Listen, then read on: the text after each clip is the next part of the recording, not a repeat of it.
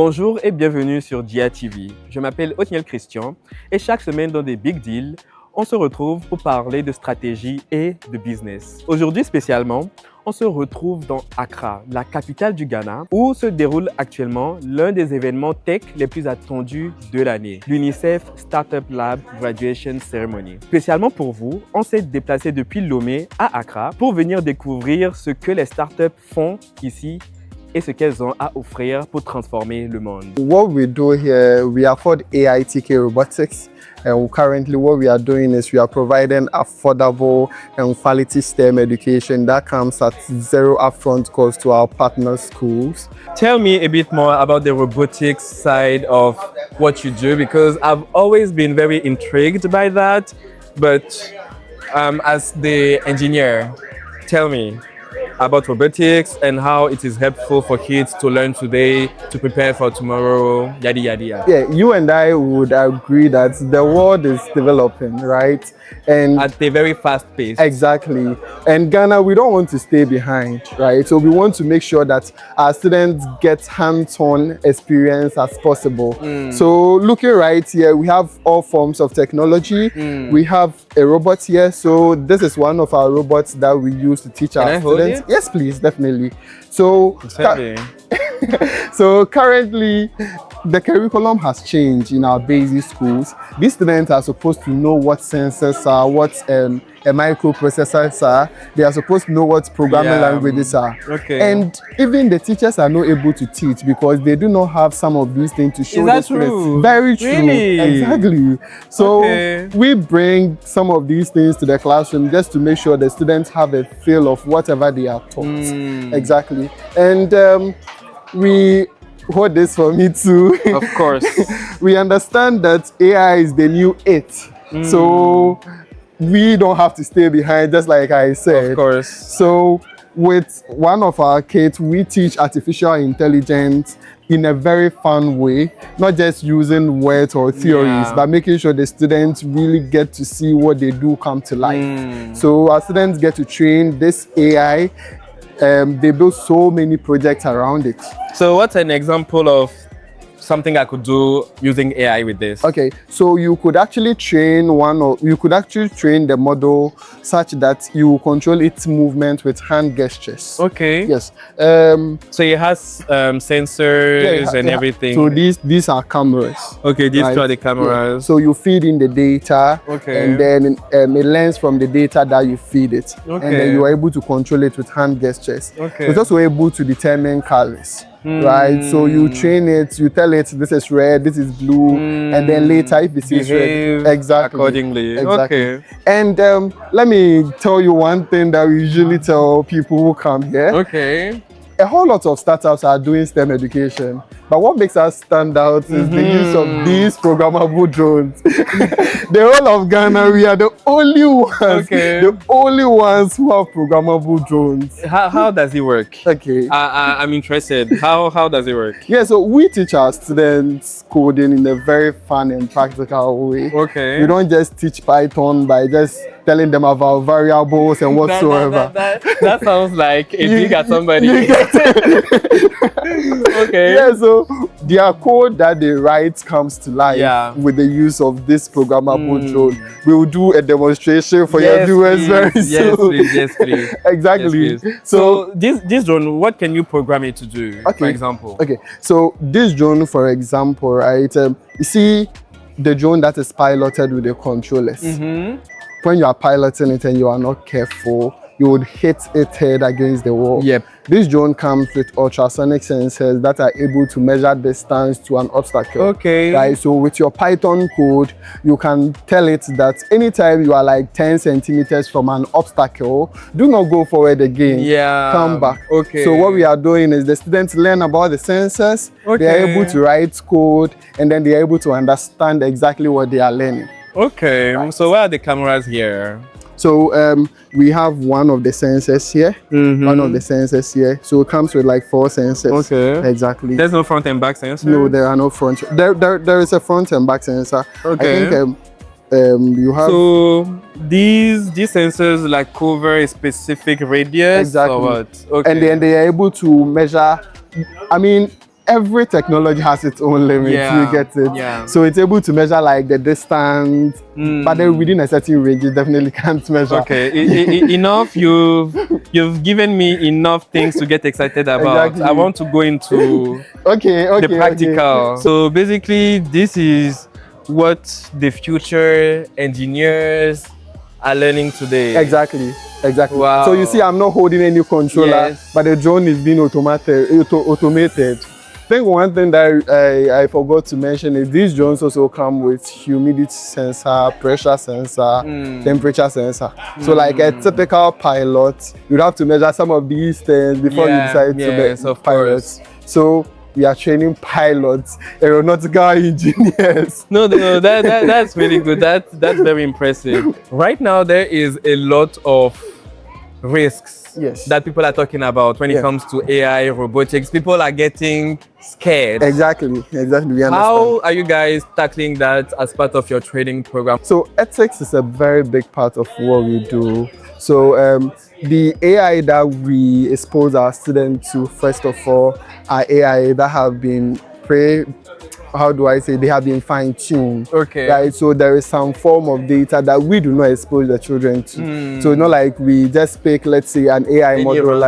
and then just expose your child to. There are AI models that we have fine-tuned just to make sure the contents that they are producing are children-friendly. Ethics is a very big part of what we do. So we make sure that whoever that we are teaching is psyched such that they are using AI ethically. Yeah. Right. So are you ready? Let me put it on. Okay. This. Give me your right hand. Okay. This here. Moving this should move a certain pointer. Do you see the pointer? Yes, I see it. Yeah, so put the pointer on continue. Yes, I just did. And press the trigger button here. Okay. I'm seeing a heart. Exactly. So, this is how the human heart looks like. Oh wow! Alors, petite pause. Malheureusement, je ne pouvais pas vous montrer en temps réel ce que je voyais à travers mon VR headset. Mais en gros, en réalité augmentée, je pouvais voir un cœur humain. Et donc, ce cœur humain, je pouvais le décomposer, voir des définitions de plusieurs parties de ce cœur. Donc, comme par exemple, cet exemple que je vous montre à l'écran, c'est à peu près ce que je voyais. Et maintenant, retournons à la vidéo. And then, it's not just for exploring. You can actually just do your hand like this, okay? Hold any part and pull it out. Like this? Yeah. Okay. Then, now you can hold it and pull it out. No. Oh, I almost swore. So you can, and it's not just, so you can actually tear them apart, pull everything back together, and you can tap on the part. It will show you the name and a little description about that particular part. And then when I tap twice, it goes back. Yes. Oh wow. Okay, how can I turn it? So hold it like how you would turn an object and turn it, or you can just walk around it to see the other part. Okay. Yeah, the turning is not. The turning is not turning. Oh wow! Wow! No, this is fantastic. Yes. Wait, I want to see the veins. Go back. I can actually pull the veins. Exactly. Wow! And then I can see. Oh, I wish you guys could see what I was seeing right now. Okay, this is the anterior interventricular vein. Yes. Very good. Yeah, and then it's not like the students just explore this. We teach them how to build something like this. Okay. And then they put a headset on and experience whatever they build. We are providing 21st century skills to 21st century students. This is actually amazing because I'm like in most cases we can't actually visualize what we are learning. Yes. You know what I mean? So being able to see a heart like this, I wish I could go back to high school. Like, are you sure? Not very sure, but at least I'm sure it would have been more fun this way, you know. Definitely. And I can even see the description of everything. Yes. How has the UNICEF Startup Lab been for you? So for us, I think the UNICEF Startup Lab has truly been remarkable.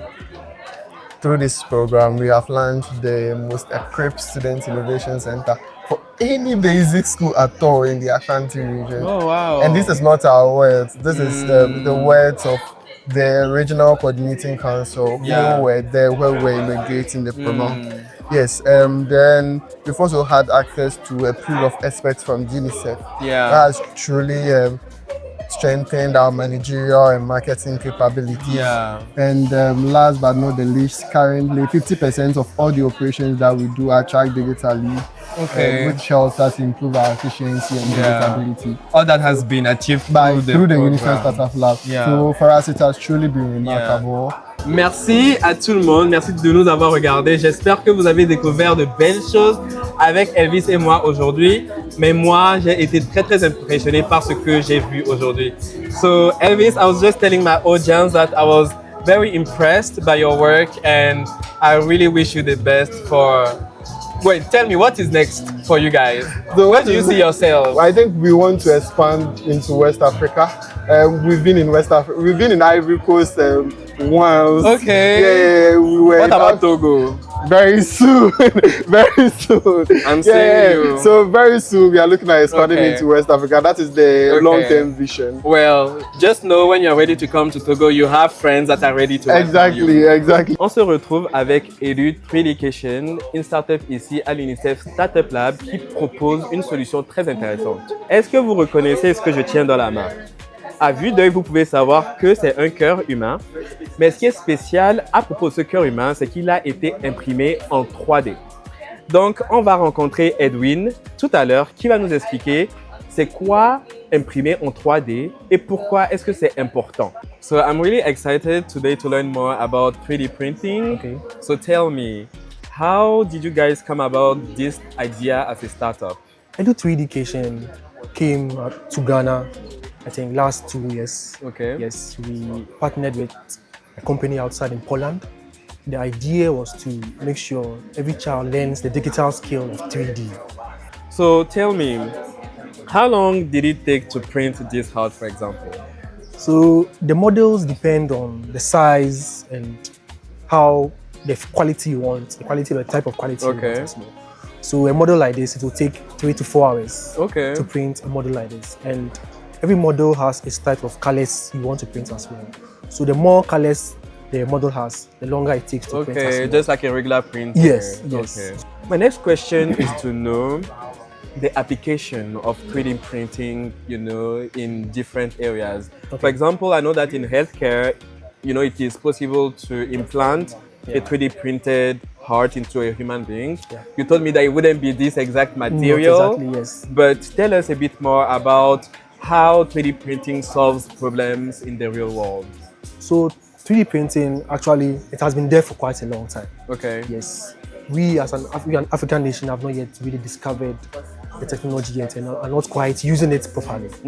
So in every area, such as the automobile area, yes, they are now printing 3D car parts, especially the Bugatti industry. They are printing 3D brake pads to make it quite easy to use in Bugatti cars as well. And in the housing industry, architectural industry, 3D models are printed as a prototype, or even in construction, you can see we assemble 3D printers in the construction area. Then the houses are printed within a max 2 to 3 days. Yes. For example, Edwin was just telling me that this can be very important in the classroom, for example. Some of you have only seen a heart in drawings, but thanks to 3D printing, you are actually able to hold the heart, to look at it and to see its different parts. Edwin, would you take me through a training session? I would like to learn how to 3D design. Yes, please. I can take you to a short training right now. Let's do that. Yes. Edwin, tell me, where do we start? All right. So this is the software we usually use in classrooms where we teach the children and trainers on how to design. And it's a web-based software which is free and accessible to anyone. So today we are going to do a simple cap design by utilizing some various skills and commands in designing a cap. So we have shapes and other shapes you can use to combine and create a simple cap. Just have to see over here as well. So we are going to do the same thing. So to create our cap, we add shapes to the design work plane. So we are obviously doing a cup, so we have a cylinder shape. Yes. And we have areas where we change the dimensions, the size of the shape. Well, I want to customize my cup. I want Yes. to make it special. Okay. Can I write my initials? Yes. So Okay. at the later end, then we add your initials to Okay. the cup. Usually we use millimeters and centimeters, Okay. but we don't directly print from the software. Once you're done with your design, we have another software which is adaptable. It's quite connected to the printer.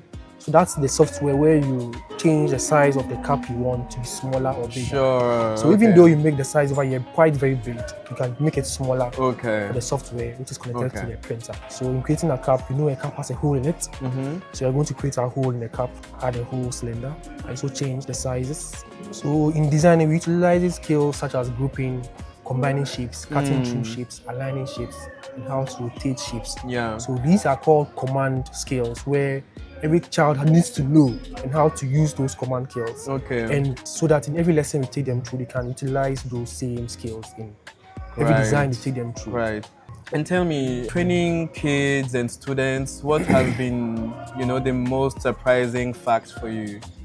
So during my time training kids, it's quite fun, but the challenge we mostly face, it's computer literacy. Yes, how to use the mouse, how to use the keyboard. Yeah. But some children don't know what a mouse is. So anytime we begin our lessons, we take them through a short process on how to use the PC. What the mouse is, what a right click button is, what a left click button is, Yeah. and how to move with the mouse and all that. Before That makes sense. you take them through the design, because you are using the whole laptop for the design. Yeah, so you have to know how the PC works. Yes, the I basic feel like commands. that is a very common thing among tech startups. You Yes. end up having to train your users on how to use the device first Yes, yes. before learning how to use your actual product. Yes. So you have to know how to. We teach you how to change the sizes and how to use those command functions and all those before you can actually do your lessons as well. So at the end of each lesson, we slice your work and we print them out for you and how the lesson looks like. So anytime we move on to the next lessons, you know that these are the skills I'm supposed to use. So I already know how to use it. Then Yeah. we just teach you how the size of this and how to use this and this and that. Yeah. So I have to add my handle to the cup now, And then combine, right? combine and group them together. Yes. So this is the second part of the cup. the Oh, group cup. nice. So you wanted to add your name to it. Yes. So, So the cup is done basically. Yeah. So this is basically the Okay, Yes. nice. In your career, what's the most complex object you've printed in 3D? I would say more of engine parts. Engine parts. Even very simple engine parts, Mm. even such as these ones. Yes, these ones. They are quite meticulous. You have to properly adjust each part printed properly before you can. Does it stand? Yes, it stands. Yes, I have to tune it a bit so it stands. It's actually a wind-up toy. Oh, okay. Oh, so you can even do toys in 3D. Yes. Okay. Oh, nice. So each part Really was nice. printed separately. And then assemble. Yes. Okay. So the most complex parts are printing gears and all these are quite complex. Because I can see now where the math comes in. Yes. Because obviously with the gears, they have to fit, fit properly. mathematically together. Okay. I think the audience is also discovering how complex this can actually Yes. be. So basically, we've done a cup now. My cup is finished. Yes. So it's gonna be red. Yes. Okay. So we can even change the color over here as well. Okay. Cool. Can I drink my coffee in it? Yeah, it's gonna do a coffee in it. Okay, awesome. Yes. So what's the next step? So we now have to save our work, then export it into the Okay. printer for it to slice as well. Okay. The cool. printing process takes a bit of a long time before it can be printed Okay. out. Then I'll walk around a bit and then Sure. come check my cup later. All right, sure, that's fine. Thank you very much, Edwin. Thank you I as well. love talking with you and discovering, understanding 3D. Sure. And I wish you all the best Thank you in the so much. future. Thank you to us. I wish you all the best to us. Thank you. My company is Washkin Limited and we are a social enterprise. So Washkin has been formed purposely to eradicate inadequate access to sanitation in Ghana and across Africa. I'm very curious to know what inspired this idea, because obviously sanitation is a big problem. Yeah. I think in many African countries. In my case, for example, whenever I have to travel and I have to go to a bus stop, it's almost impossible to use the toilet because it's just terrible. Yeah. So what inspired this idea for you? Why did you take it to heart? So I would say it took root from my childhood experience and then the experiences of my mom. Can you tell me more? I remember the first time I used what we call now safe toilet was What is that? A toilet that is properly built. Okay, that like the standard we have yes, today. You are safe. Okay. When you go there, you don't feel like how you talk about.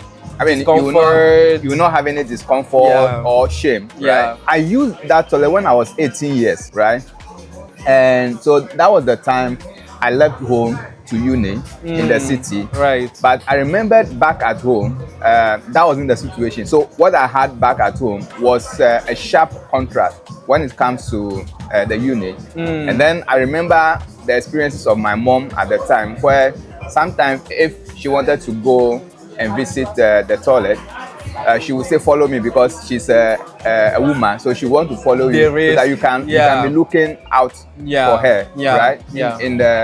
In a toilet that is located outside the community. Yeah. After completing school, I realized that, okay, this is really a big issue. So I had the opportunity to study environmental biology. Okay. And then I realized that, okay, beyond what we see, the toilet, there's an opportunity to create jobs and then use that to also manage the environment. In brief, yeah, it's about what I've gone through personally, and then what my mom have gone through, and then also going through an education that has empowered me to be able to solve the challenge. We deploy biodigester technology. We call it eco-friendly, and it doesn't need much space, because in many of our community, space is a problem, right?